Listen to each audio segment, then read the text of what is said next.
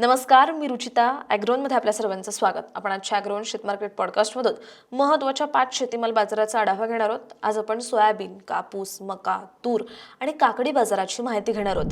राज्यातील बाजारात सोयाबीनची आवक कमी झाली आहे. हमीभावाने सोयाबीनची खरेदी वेगाने सुरू आहे. राज्यात हमीभावाने आतापर्यंत सोयाबीनची खरेदी 4 लाख टनांची झाली आहे. शेतकरी हमीभावाच्या खाली कमी सोयाबीन विकताय. याचा आधार दराला मिळतोय. सध्या सोयाबीन सरासरी 4,400 ते 4,800 रुपयांच्या दरम्यान विकले जात आहेत. हमीभावाने खरेदी आणखी 40 दिवस चालणार आहे. तसंच बाजारातील सोयाबीनची आवक पुढील काळात आणखी कमी होण्याची शक्यता आहे.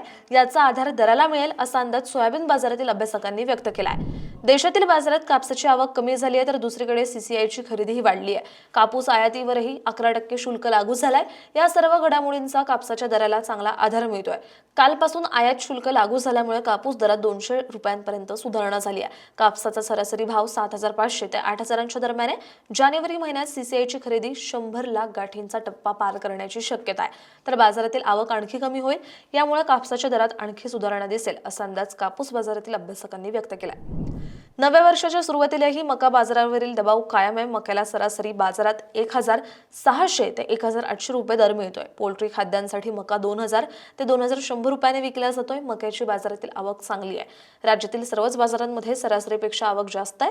तर पुढे उद्योगांची खरेदीही गरजेनुसार सुरू आहे. देशात मक्याचं उत्पादनही वाढलंय, यामुळे निर्यातही सुरू आहे. मक्याची आवक यंदा चांगली राहण्याची शक्यता आहे. पुढील काही दिवस बाजारातील आवक आणि दर टिकून राहू शकतात असा अंदाज मका बाजारातील अभ्यासकांनी व्यक्त केलाय.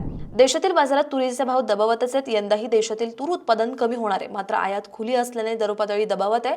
देशात तुरीची आयात गरजेप्रमाणे होतीये. तसंच देशात साठाही आहे. यामुळे तूर सरासरी 6,500 ते 7,000 विकली जाते. आयात तूर 6,500 रुपयांच्या दरम्यान विकली जाते.